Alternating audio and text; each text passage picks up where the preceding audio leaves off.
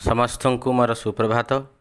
ପଞ୍ଚମ ଶ୍ରେଣୀର ଓଡ଼ିଆ ବହିର ଗଦ୍ୟ ସାଧୁଙ୍କ ବୁଦ୍ଧି ବିଷୟରେ କାଲି ଆମେ ପାଠର ସାରାଂଶକୁ ଅଧା ବର୍ଣ୍ଣନା କରିଥିଲେ।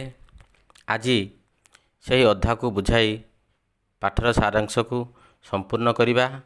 ତ ଆସନ୍ତୁ ପିଲେ, ସମସ୍ତେ କଳାପଟା ଉପରେ ଧ୍ୟାନ ଦେବା ଏବଂ ସାରାଂଶକୁ ଭଲ ଭାବେ ବୁଝିନେବା। କାଲିର ଅଧା ପାଠରେ ଆମେ ଜାଣିଥିଲେ ଯେ ପୂଜାରୀ କହିଲେ ଗାଁର ଶ୍ମଶାନ ପାଖରେ ଥିବା ଶାହାଡ଼ା ଗଛ ପ୍ରତି ବିପଦ ଅଛି। ସାଧୁ ବାବା ଭଲ ନୁହନ୍ତି, ସେ ହେଉଛନ୍ତି ଭଣ୍ଡ ବାବା ଏବଂ ସେହି ଶାହାଡ଼ା ଗଛକୁ ନଷ୍ଟ କରିବା ଉଦ୍ଦେଶ୍ୟ ତାଙ୍କର ଥିଲା। ଯେଉଁମାନେ ଏହି କଥାକୁ ମାନିଲେ ସେମାନେ ଗ୍ରାମଦେବୀଙ୍କୁ ରକ୍ଷା ଉଦ୍ଦେଶ୍ୟରେ ବାହାରି ପଡ଼ିଥିଲେ। ସେହିଦିନ ପାହାନ୍ତିଆ କୁରାଢ଼ୀର ଠକ୍ ଠକ୍ ଶବ୍ଦରେ ସମସ୍ତଙ୍କର ନିଦ ଭାଙ୍ଗି ଯାଇଥିଲା। ସମସ୍ତେ ପୂଜକର କଥାକୁ ବିଶ୍ୱାସ କରି ଶାହାଡ଼ା ଗଛକୁ ଦୌଡ଼ି ଆସିଥିଲେ ଏବଂ ସେଠାରେ ଏକ ଛାୟା ମଧ୍ୟ ଦେଖିଥିଲେ।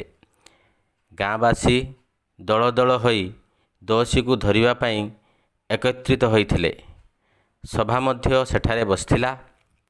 ସମସ୍ତେ ଏକତ୍ରିତ ହେବା ଦେଖି ସାଧୁ କହିଲେ, ଯେ ଯାଏଁ ସମଗ୍ର ଗାଁ ପ୍ରତି ଗୋଟିଏ ଶତ୍ରୁ ବିପଦ ସୃଷ୍ଟି ନ କରିଛି, ସେ ଯାଏଁ ଗାଁ ଏକତ୍ରିତ ହେବାର ସମ୍ଭାବନା ନାହିଁ।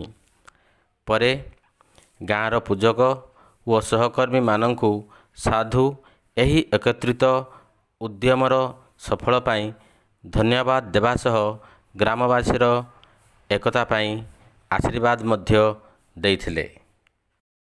ଏହି ପାଠର ସାରାଂଶ ସହ ଆମର ସାଧୁଙ୍କ ବୁଦ୍ଧି ପାଠଟି ସମାପ୍ତ ହେଲା। ସମସ୍ତ ପଞ୍ଚମ ଶ୍ରେଣୀ ଛାତ୍ରଛାତ୍ରୀ ଘରେ ଭଲ ଭାବେ ସାରାଂଶକୁ ଆଉ ଥରେ ଶୁଣି ଭଲ ଭାବେ ଅର୍ଥ ବୁଝିବ। ପୃଷ୍ଠା ନମ୍ବର 25 ଓ 26ର ସମସ୍ତ ଉତ୍ତର ନିଜେ କରିବ। ଧନ୍ୟବାଦ।